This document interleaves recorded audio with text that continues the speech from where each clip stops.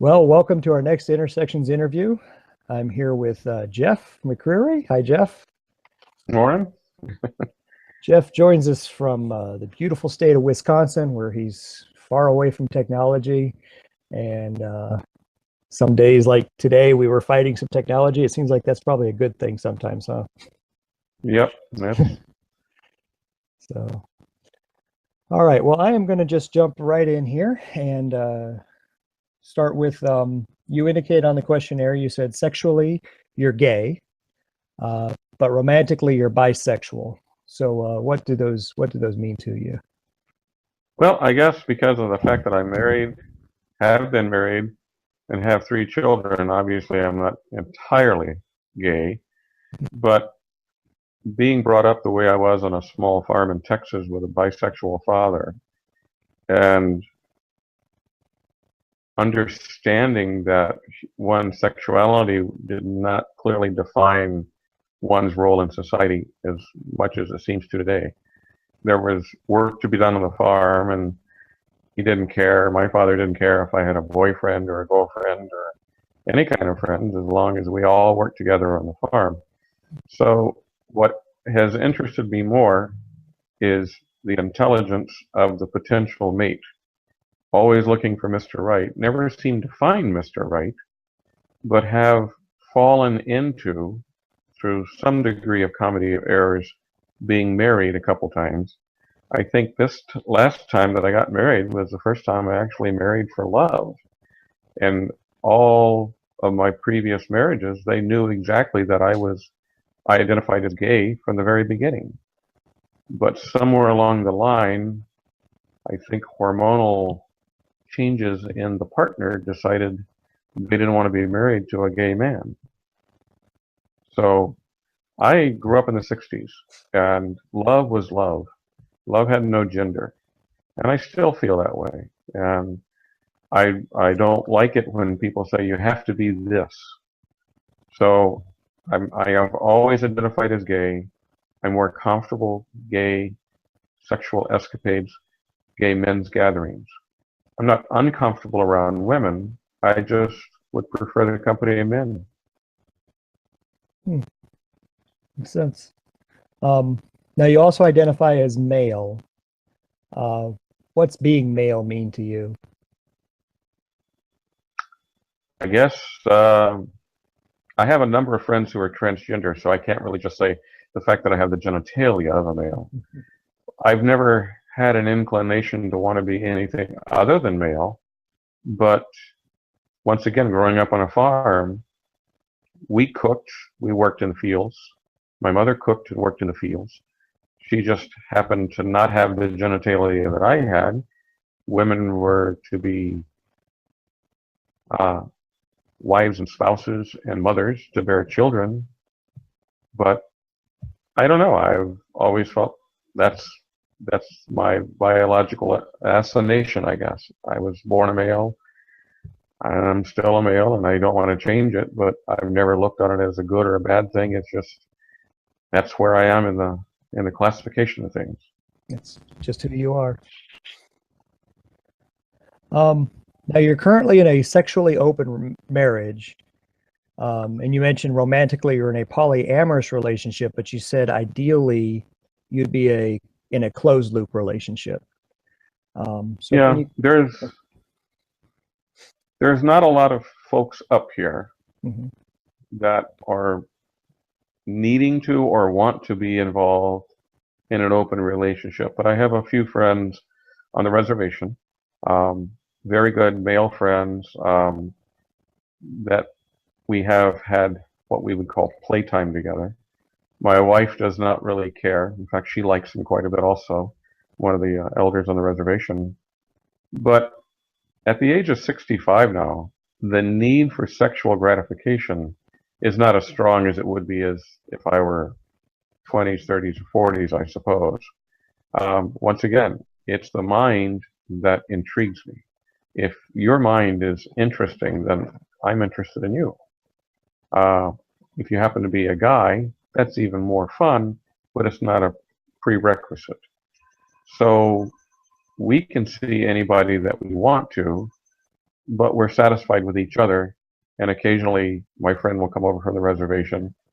We'll have a session. Usually it's a mutual massage session that sort of eventually, as the evening goes by, develops into play. But it's just something that happens every once in a while.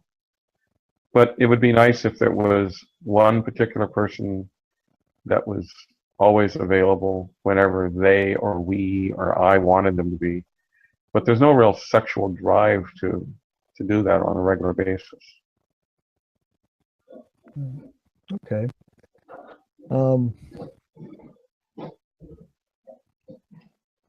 So it sounds like it's kind of a closed loop right now, just by circumstance of where you are and what's available. Is that? Yeah, it's a matter of perspective and population, Okay. and age has a lot to do with it.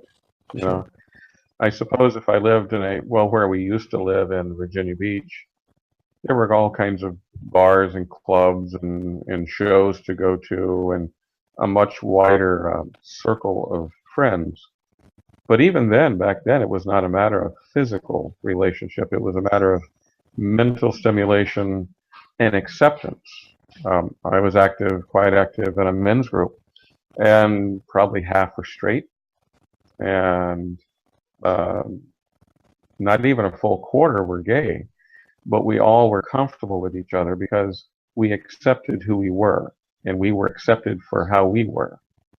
And the sexuality just never really was a question.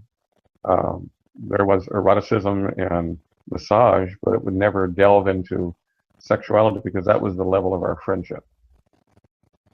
And that went on for years back in Virginia. But here, with so few people, it's not a matter of needing that sexual release. It's a matter of being accepted completely for who you are. And I'm pretty much accepted. My wife accepts me. The two dogs accept me. Our neighbors, and there's a couple of guys in town that are quite open about things. And they find it refreshing that they can come over and we can talk about anything. And he can even talk about maybe finding someone who was interesting physically, mentally, and sexually, and no requirements on my part to say, well, you want to fool around? We can be ourselves around each other. And I think that comes with age. Wow, that sounds great. Now you kind of talked a little bit about your first marriage, and the way you put it in the questionnaire I thought was interesting. You said you had tried the whole societal structure process, but that in your current marriage you have your wife's full knowledge of your past and present sexual identities. So I guess what was the difference? How did that come about to be so different between the two? Well, actually, I've been married 3 times. This is my third marriage. And the first one was a real comedy of errors. She was a squadron mate who was literally on death's door. The doctor was checking his watch for time of death. And we would all go visit her in the hospital. And she really was. I mean, he was checking within the next few minutes. And she was a squadron mate, and she had been to numerous parties, so she knew me. And she got rather weepy, naturally, because she was facing death. And she said nobody would ever marry her. She'll die never knowing that anybody loved her. And I basically said, any of us, through my circle of friends around us, would be glad to marry you, thinking that she's not going to make it in the next half hour. And for some stupid, stupid reason, I said, you know what? If you walk out of this hospital, I'll marry you. And doggone, if she didn't walk out of that hospital in 6 months, and pretty much held me to it. Now, I could have been a real cad and said, forget it. But the doctor said basically the fact that I promised, that gave her some hope. And I thought, well, you're an idiot. But I was a man of my word, so I got married. But it was a real mistake. It didn't last but a few years. And the second marriage was I was performing as a musician. And This girl started singing along from the audience. One thing led to another. We ended up being singing partners. Once again, she knew my whole background. And she said, "Don't you want a family? Don't you want kids?" And I said, "Well, yeah, but I don't know when or how." And she says, "Why don't we get married?" I'm thinking, you really probably shouldn't do this. Mhm. But she and I had the same thought down the road. So we got married, and we were married for 26 years, 3 kids. I was still active socially, politically, sexually, and she didn't really care. And I gave her the full, anytime you want out of this, you can be out. And you're the only one that has the permission to say, get out. And for some reason, I guess when she was approaching 55, hormonal influences said, I don't want to be married to you anymore. So this last time, I've only actually been married for love. So, Well, that's a good thing. Um, Now, describe your journey. You've kind of talked about it some as far as like with your marriages and things, but as far as like getting to where you are with your identity today and how you identify, you just kind of the journey of how you kind of ended up where you are now with all of that. I think it's because I was raised on a farm by some very understanding parents, and he's still here. On the farm, there were no men's jobs and women's jobs. There was work to be done. And my father had been a hobo for many years of his life, so he could cook in 1 can on a grill. My mother could cook on 4 burners on a range. So that's the way things usually work. But the fact that she cooked inside didn't mean she was more important, or the fact that my father could grow anything. He was more important. Work was work. And early on, I sort of understood that my father was not like everybody else's father. He looked like everybody else's father, but he didn't react or overreact to situations when you're growing up as a kid. I grew up in a monastery because my brother was a teacher in the monastery. Both of my parents were never allowed to go to school. My father was Cheyenne, my mother was Cajun, and my father was born in 1899. So Indians didn't go to school. Cajuns didn't go to school because you didn't speak English. And they recognized the fact that if I had a chance to attend a monastic school for free because my brother was a teacher there, that would be a good thing. So I spent 9 years, my first through ninth grade, in monastic education. But I didn't have the feeling that I wanted to be a monk. It was in there that my sexual awakenings came about pretty clear, and not with men, but with other classmates. And rather just happenstance, and then a few things happened, and we sort of understood that we were learning about religious ecstasy. And in some of our playing around in the barn, when you would have an orgasm, that was sort of ecstatic. And fortunately, the teachers were quite good about it too, telling you that, yes, there is a similarity, but that's just a phase. I decided to try public high school for 4 years, and once again, I fell into the group of people who were accepting, not necessarily straight, but not necessarily completely gay. Play was play. You really didn't, and it was a Catholic upbringing, so you didn't fool around with other girls. That was a sin. Boys, no big deal. It was a phase. And eventually my father I came to understand that my father needed to be on the road every once in a while, and he would go to Galveston. We would hop a train, and I would go with him because he was getting on in years by this time. And my mom said, just go with him. He needs to go. And he would drop me off at basically a beer joint that was very friendly. He knew everybody there. And he said, I have to go see some friends.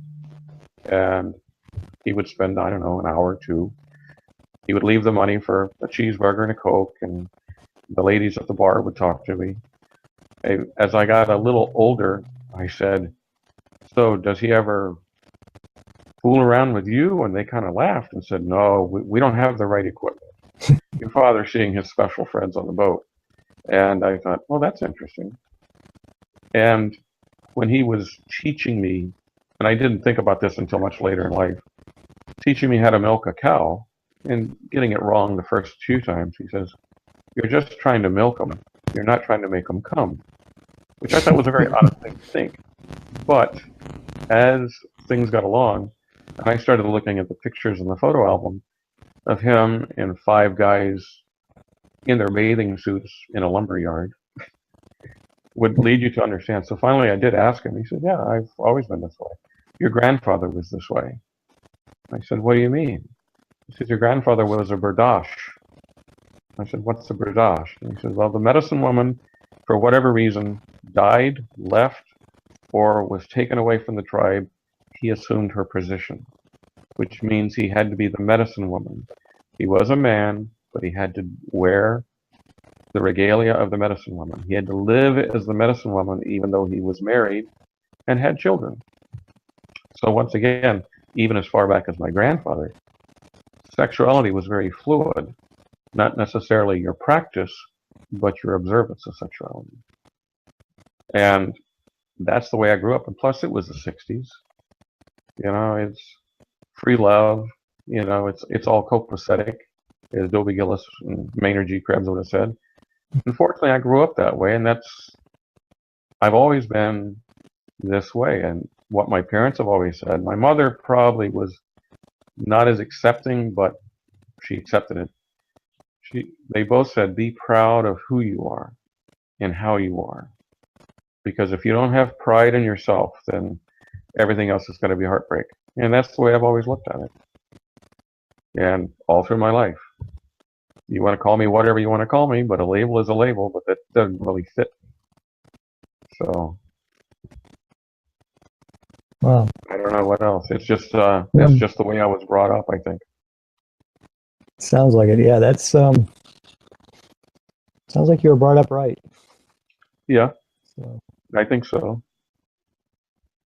very cool.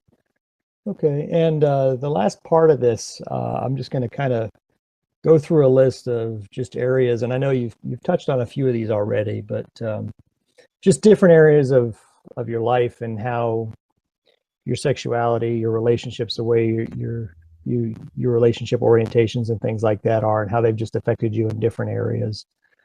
So first of all, socially, how have they affected you? I don't think it's affected me one way or the other. I just am accepted for who I am. I was active with the Scouts because my children wanted to be in a social group. And I'm right there with all the other scouting parents, but I seem to be able to cook breakfast a little nicer than everybody else. My meals are a little nicer. The kids liked it. Um, but I was always fair. My parents were fair with anybody who came to the house to play. And I grew up in a monastic setting. The brothers were fair about justice and punishment. And I think it's because I didn't have any facades. I didn't have anything to hide. Now, granted, nobody really asked, and I didn't walk around with a rainbow flag over my shoulder most of the time, especially in social situations. But people would see me at like pride parades, and they would, I guess, just assume that I'm accepting people for who they are. And even around town here, I don't know that it would really matter.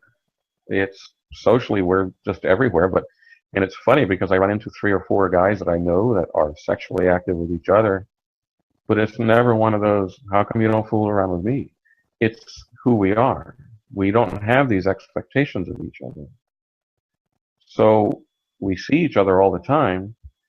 It would probably be different if there was a drag bar, a drag show going on somewhere, but it's not what happens. It's just people being people and having relationships mentally, intellectually, sometimes sexually, but we all accept each other for who we are and how we are.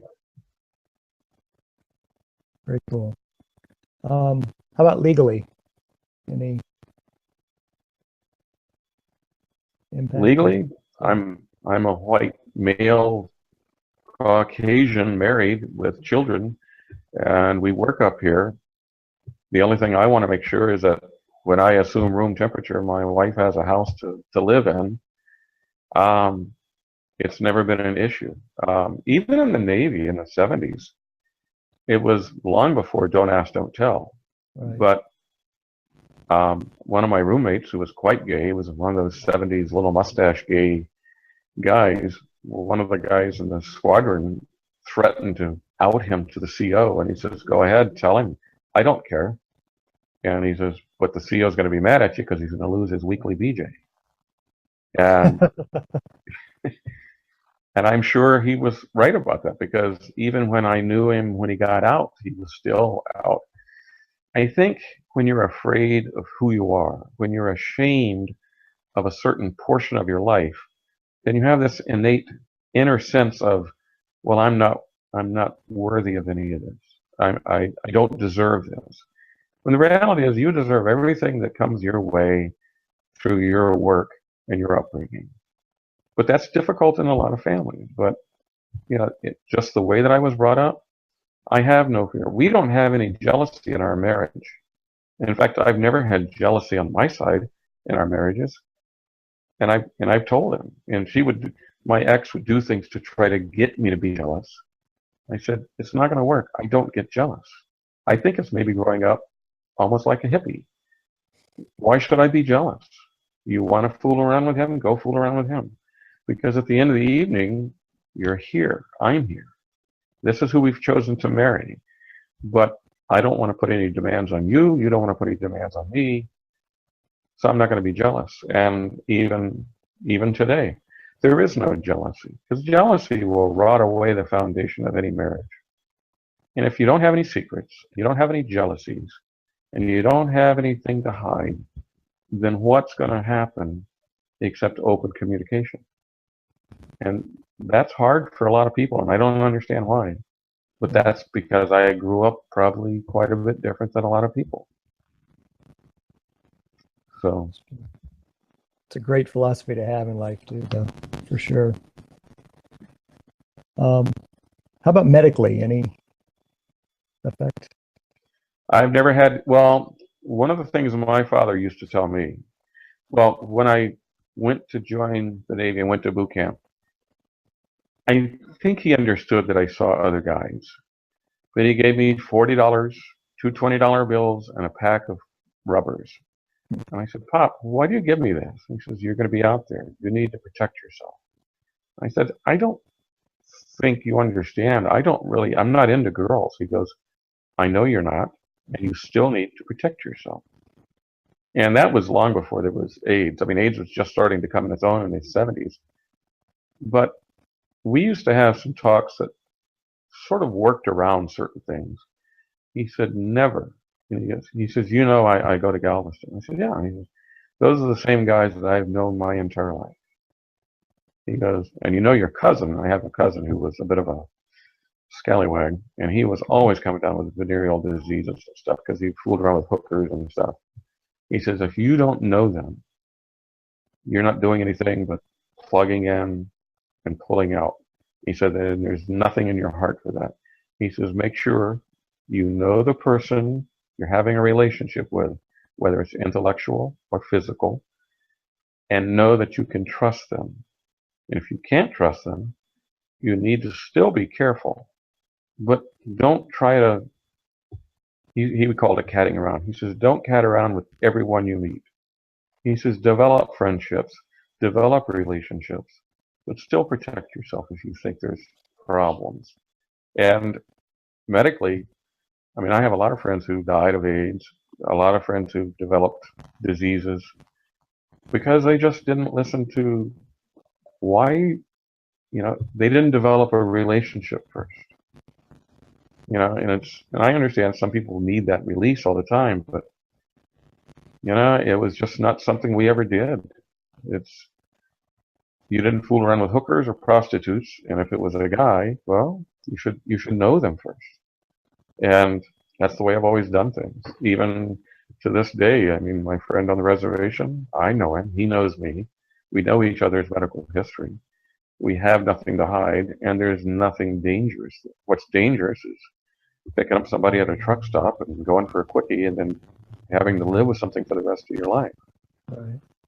And that played through in my ex because I told her that I wasn't a jealous person. She fooled around with somebody, and I mentioned the fact that, have you talked to him? Do you know his background? No, but he's cute. Well, to this day, she still has a medical problem because she thought he was cute and she didn't think it through. Right. Well, I'm not going to catch it from her, I tell you that much. Yeah. Yeah.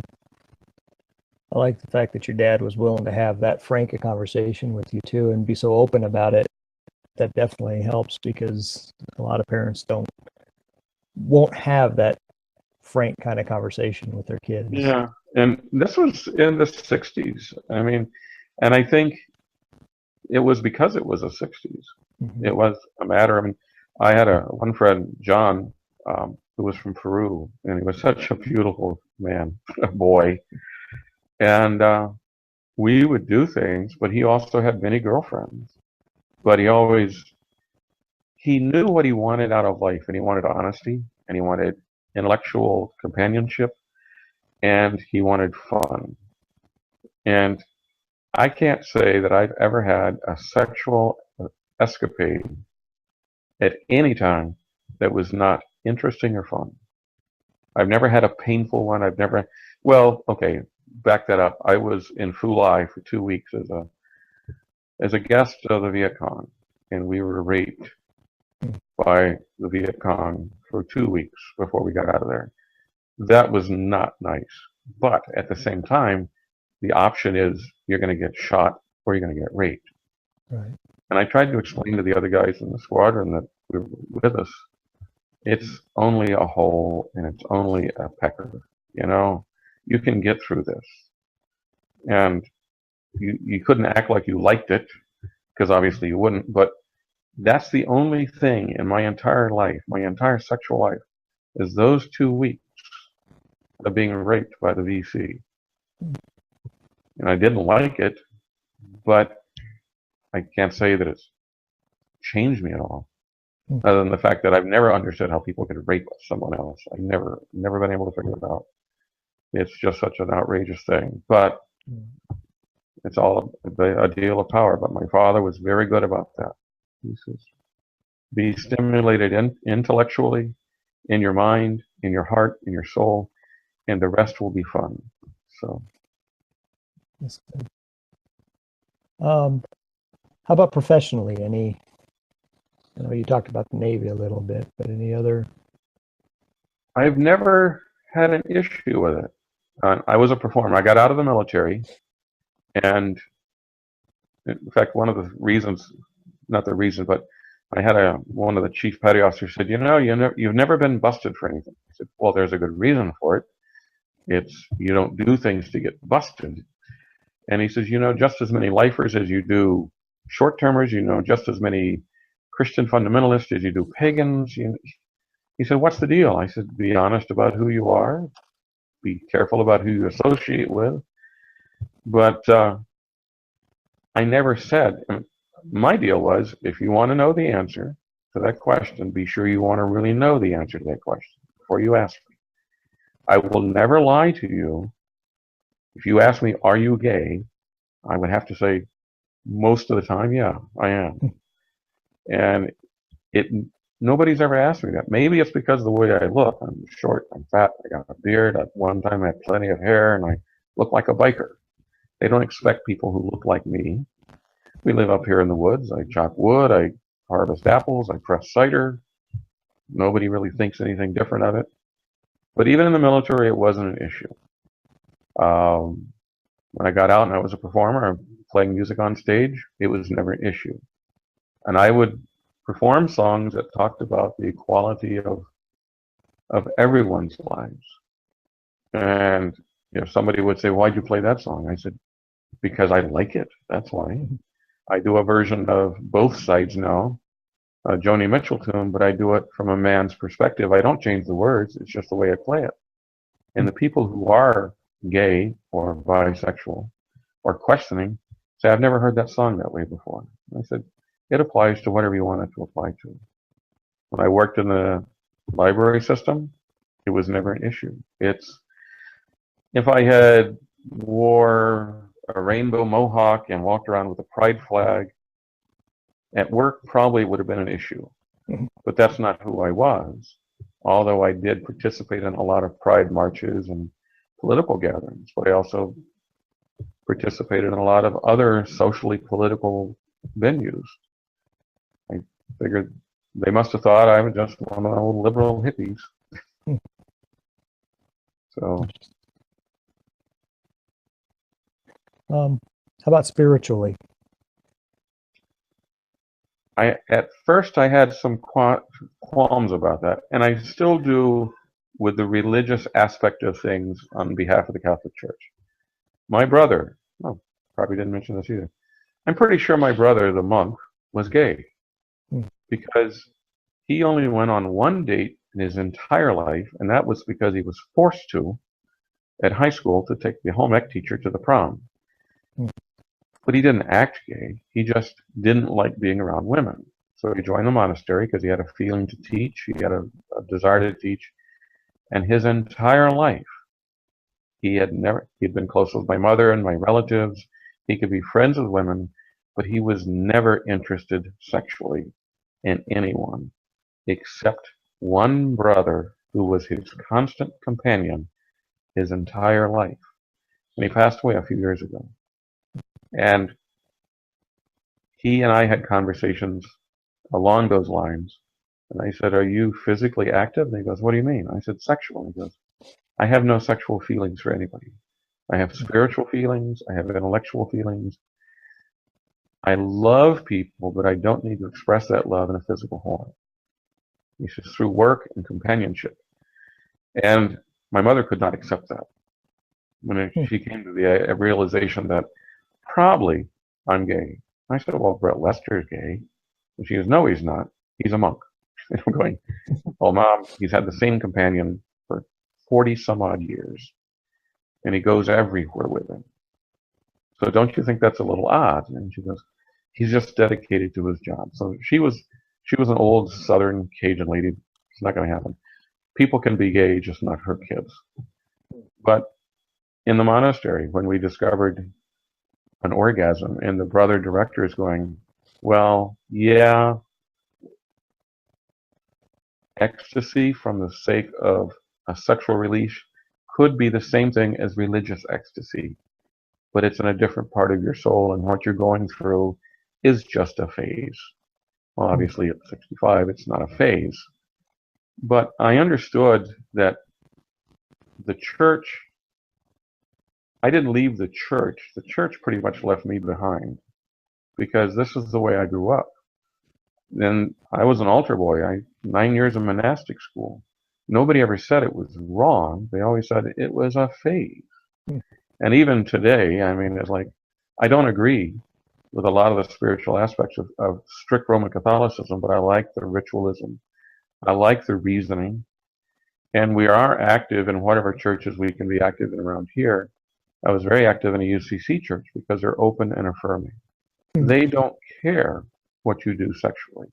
What they care is how you act socially, how you behave towards your neighbor, how you think about the social problems of this world.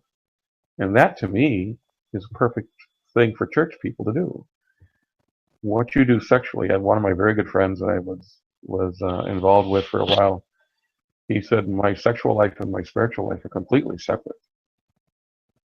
And he said, and my brother also said this, but my friend Alan also said it. He said, don't you think that a 33-year-old Jewish carpenter who never got married and hung out with a bunch of men might be more than a little not straight, but not necessarily sexually active?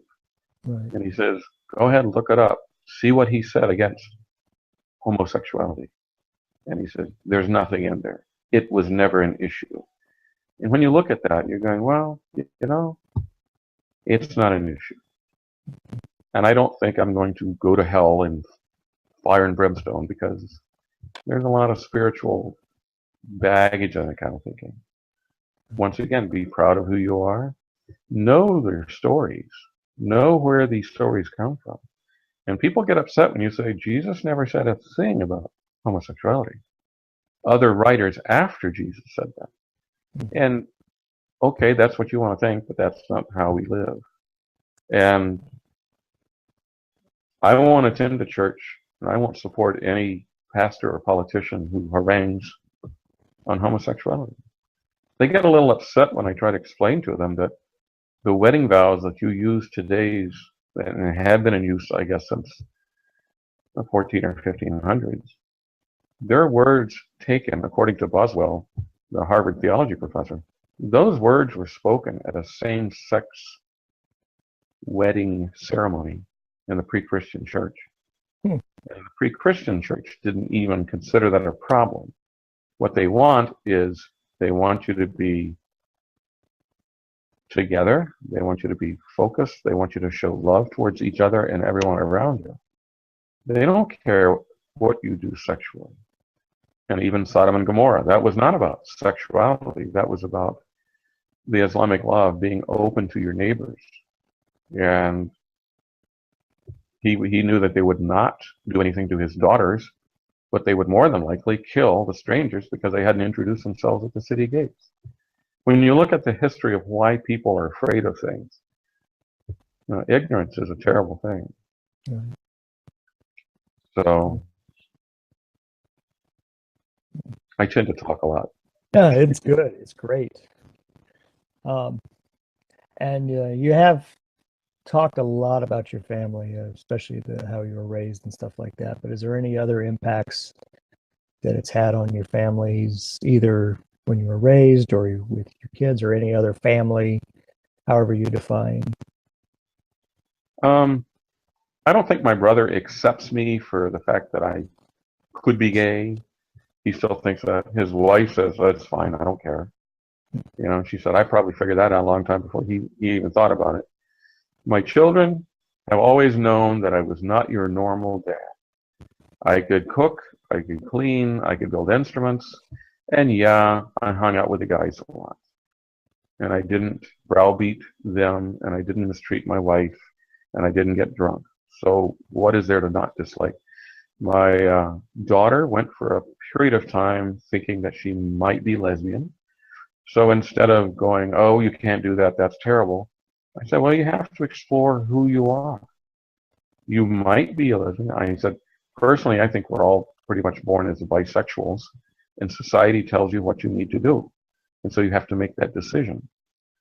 So she tried girlfriends for a while. Now she's married to a straight guy who accepts the fact that she's had lesbian encounters as a younger girl.